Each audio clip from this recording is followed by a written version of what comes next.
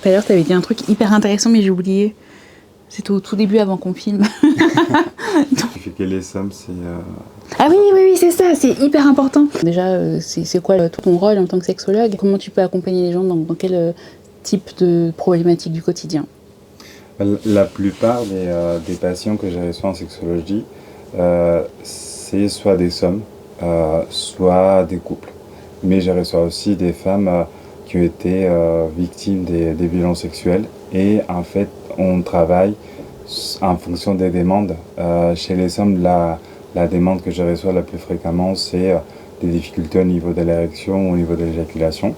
Et du coup, ce qu'on fait habituellement, c'est exclure d'abord des causes organiques avec l'aide soit des médecins généralistes, soit des urologues ou des gynécologues.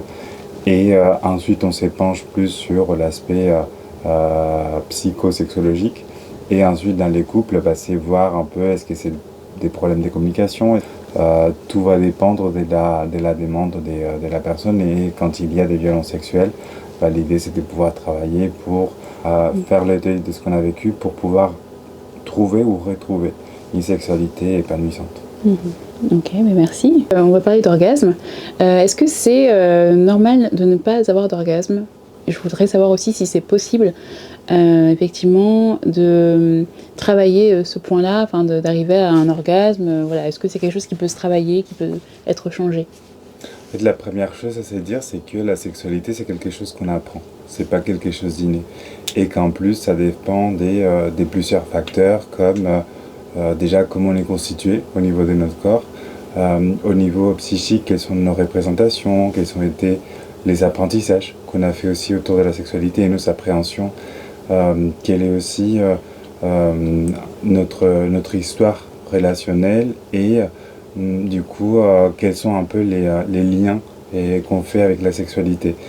Et du coup, si on tient compte un peu de tout ça, finalement, si on a du mal à être à l'aise dans son corps, on a eu des expériences pas forcément très positives, et qu'en plus on a du mal aussi à explorer notre propre corps et partager avec notre partenaire quelles sont les choses qu'on aime ou qu'on n'aime pas, c'est des choses qui font que arriver à l'orgasme, qui est un peu les points maximaux du plaisir, c'est quelque chose qui est compliqué parce qu'en plus ça demande beaucoup de lâcher prise.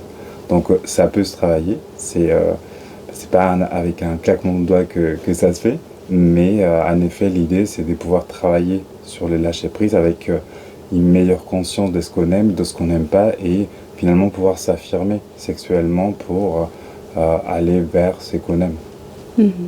Ok, donc ce qui est important, c'est vraiment d'en parler déjà, et pas de faire des simulations, je sais pas, et d'en parler dans le couple, et pourquoi pas après aller chercher de l'aide à l'extérieur pour justement travailler ça, quoi. Surtout, la première chose pour moi aussi, c'est de s'autoriser à se dire qu'est-ce qu'on constate, qu'est-ce qui nous convient, qu'est-ce qui ne nous convient pas. Et comme je disais tout à l'heure, la sexualité, c'est quelque chose qu'on apprend. Et souvent, les premiers apprentissages qu'on est censé faire avec un lien avec la sexualité, c'est à travers la masturbation. Donc déjà, comment est-ce qu'on se sent dans notre masturbation? Est-ce qu'il y a des choses qu'on a explorées ou qu'on n'ose pas explorer? C'est aussi important de tenir compte de tout ça pour mieux se connaître finalement et mieux connaître aussi ce qu'on aime dans notre sexualité. Mais justement, par rapport à la masturbation, est-ce que ça peut pas justement rendre plus difficile l'orgasme avec une autre personne en fait? Et du coup, est-ce que ça ne gêne pas finalement l'alchimie avec l'autre personne, tu vois? En fait, c'est plus facile parce que finalement, quand on est tout seul, il y a quelque chose qui disparaît, c'est potentiellement l'anxiété du rapport. Parce que comme on est avec soi, on sait à quel moment on s'arrête, on sait ce qu'on aime, et il n'y a pas besoin de communiquer sur l'étape suivante. Et l'idée, c'est justement que plus on va savoir ce qu'on aime et plus on va s'autoriser aussi à dire à l'autre écoute, j'aime ça ou j'aime pas ça, plus ça va nous aider potentiellement à nous connaître. Et aussi être dans le lâcher prise, c'est s'autoriser à explorer des choses qu'on n'avait pas envisagé forcément d'explorer tout seul ou avec quelqu'un quand on est dans une relation de confiance, pour se dire tiens, finalement je m'étais pas posé la question de faire ceci ou celle-là, c'est arrivé, ça m'a plu, et pour le coup ça aussi ça peut contribuer à l'orgasme. Est-ce que tu as des tips justement pour booster, rebooster sa libido? Déjà, face à n'importe quelle question, pour moi, la première chose, c'est de pouvoir évaluer. Et du coup, il faut comprendre pourquoi on a ces problèmes de libido. Et ce qui est compliqué par rapport à cette question, c'est que la plupart du temps, c'est multifactoriel. C'est-à-dire qu'il y a le stress du quotidien, et, le travail, la fatigue, euh, notre humeur. Il y a plein de facteurs qui contribuent, qui n'ont rien à voir apparemment avec la sexualité, mais forcément ça peut cristalliser avec ça. Et c'est aussi important de savoir s'il y a un avant et un après. Est-ce qu'il y a eu un fait marquant qui aurait contribué justement à cette perte ou cette diminution au niveau de libido. Mmh. D'accord, donc ouais, comprendre l'origine en fait finalement de la baisse de la libido, si peut-être c'est hormonal ou si alors c'est vraiment quelque chose lié à un événement qui s'est produit et essayer effectivement de trouver des solutions par rapport à ça. Ok, très bien. Est-ce qu'il y a autre chose sur ce point-là, peut-être qu'on peut travailler pour améliorer sa libido ou c'est En fait, une fois qu'on a fait un peu la part des choses et qu'on a un peu une idée de ce qui fait qu'on a ces problèmes-là, l'idée c'est de pouvoir y aller très progressivement. Je dis toujours que souvent dans les couples, quand on a du mal à avoir des rapports sexuels par exemple, quelque chose que je propose souvent, c'est de leur dire, bah écoutez, souvent quand on a ces problèmes pour avoir un rapport, euh, si je vous dis déprogrammer un rapport, c'est quelque chose qui va être à l'encontre justement de ces difficultés, ça ne va faire qu'augmenter le stress et donc que diminuer encore plus notre libido. Donc l'idée c'est de pouvoir retrouver des moments de sensualité dans le couple qu'on ne s'autorise pas ou qui sont moins fréquents à cause de la routine, du quotidien et pouvoir s'autoriser plus à avoir un peu ces moments d'intimité qui nous mènerait un peu par la suite à profiter pleinement d'un moment de partage à deux. Ok. On va parler d'infidélité pour la sexualité. Ça arrive parfois beaucoup, mais on a une question sur ça, c'est comment est-ce qu'on peut rebooster sa sexualité après avoir été victime d'infidélité?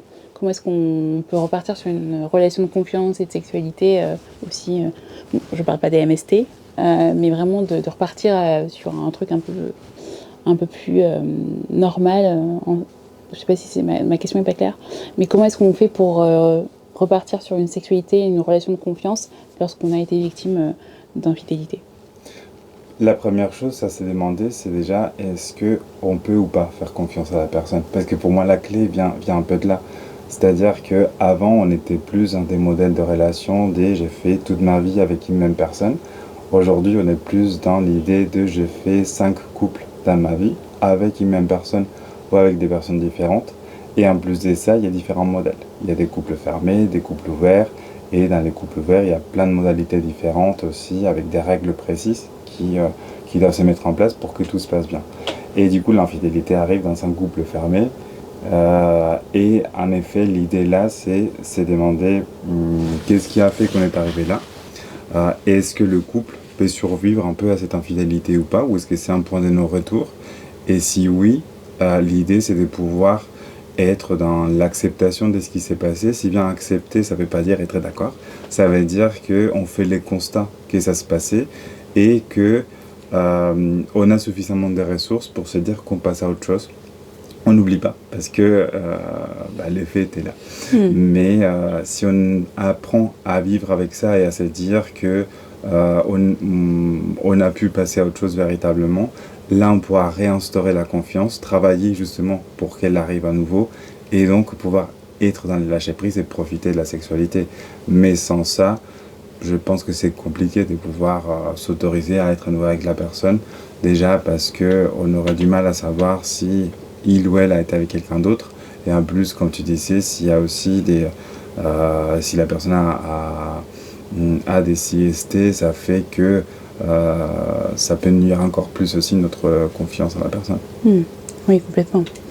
Et du coup, une dernière question pour revenir sur l'orgasme, est-ce que c'est vraiment un problème typiquement féminin ou les hommes sont quand même concernés par cette problématique?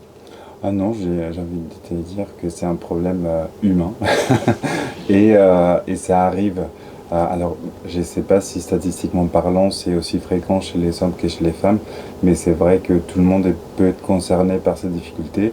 C'est juste que, bah, déjà, la sexualité, c'est un sujet un peu tabou dans notre société, et dire qu'un homme n'a pas d'orgasme, c'est quelque chose qui va un peu à l'encontre de cette idée de la masculinité, donc c'est pas forcément quelque chose qui est évoqué souvent, mais c'est vrai que j'ai pas mal de patients qui partagent ça avec moi. Mhm. Ok. Donc c'est plus parce que, oui, effectivement, les hommes m'en parleraient moins. Mais merci beaucoup, Marcos. De rien. C'était hyper intéressant et puis à très bientôt.